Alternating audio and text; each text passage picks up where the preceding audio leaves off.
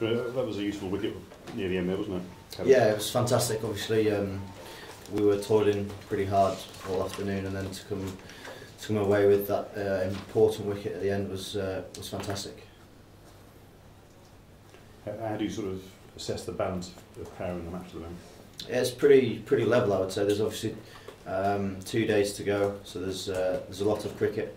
180 overs in any game is huge, but no, if we can get a few wickets in the morning early on, and then push forward to get the full 7, then obviously we'll be looking to chase down anything that we're set. Johnny, on a personal level, obviously I was delighted to get 95, but it's better to get 100. Those last 5 runs just seem to be hard to come by. No, look, I was pleased with the way that I played. Obviously, to get 95, I was absolutely delighted with. But no, a bit disappointed not to get to the 100. But I guess it is only 5 runs, and although it is 5 runs, it would have been nice.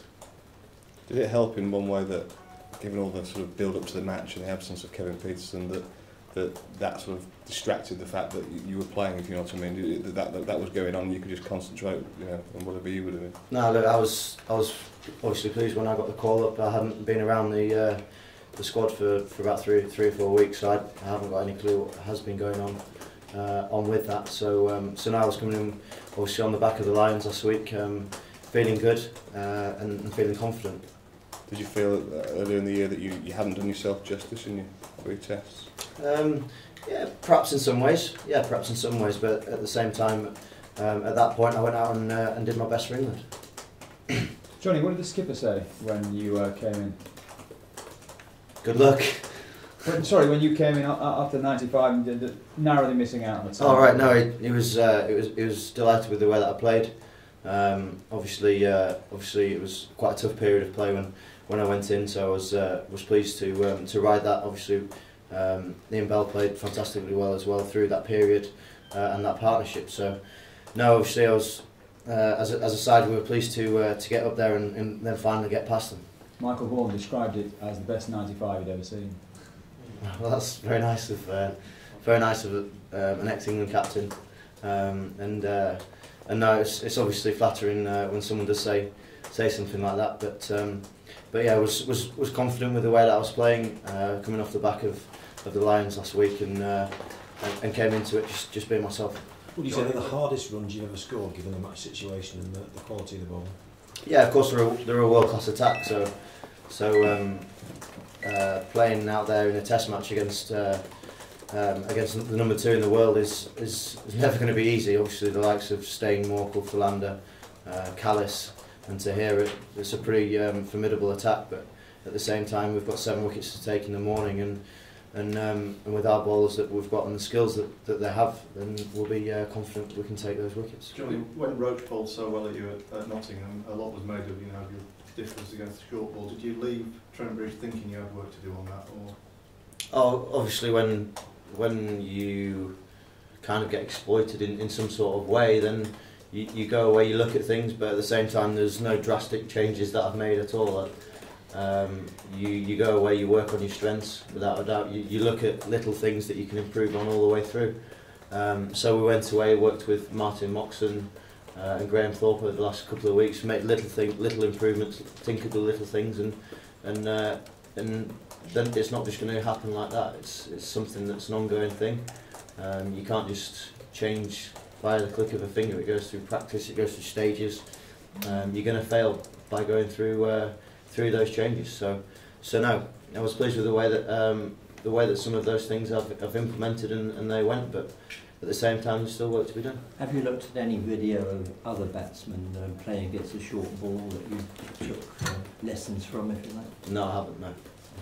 Could you talk us through, well played by the way, could you talk us through the last few weeks? You seem to have a period after the Windies series, you didn't actually get a lot of first class cricket, did you? But you seem to have a period where you have a run of low scores. I just wondered about whether your confidence did take a blow there, and when it was restored, you got runs against Leicester. Yeah, I think if you look at that, it was obviously the time when the ODIs were on, so I was in the ODI squad.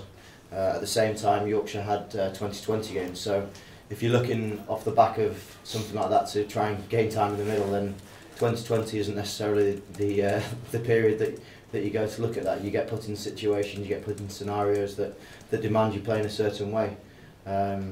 You look at the ways that you play in those situations, and that's what the team demands.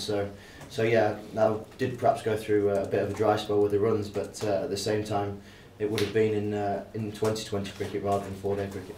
But then was that innings against Leicester important, or was it a question of the work you're doing in the nets? Well, it's ongoing. You take what you are doing in the nets and try and implement those in the game, then go back to the nets and work on them, and it's just a complete circle, if you like. But was that innings against Australia very useful? Because presumably they, have some decent quick bowlers, gave you a good. Yeah, obviously Mitchell Johnson's world-class bowler, and Bird as well. So no, it was really good to go out and test yourself against bowlers like that, and then 2 spinners as well were obviously a test on an turning Old Trafford pitch. What was your overriding thought when you walked in at 54 for 4? Let's go. It's in some ways it's quite lucky. In some ways it's not so lucky that I've been in some situations like that with Yorkshire. So when you walk into the crease and you're under the pump a little bit, it's something that I quite enjoy. So make no qualms about it. It was obviously a very tough period of play that we had to try and see ourselves through, and obviously with Belly's experience and expertise at the other end, it was a very calming influence to have beside you. Last couple. Who was the toughest South African bowler to face? They're all tough. That's why they're the world's best and the best in South Africa. You come into a Test match and there isn't a single bowler within that attack that isn't world class. So it would be unfair to pick one out from a fantastic 4-seam bowler and obviously seam bowling attack, and obviously the spinners. Did you spend lots of time watching footage of them to prepare to how they would bowl to you? You can watch as much footage as you like, but at the end of the day, you've got to look at the pitch. You've got to look at the way that you play within certain situations and scenarios, and adapt your game to that.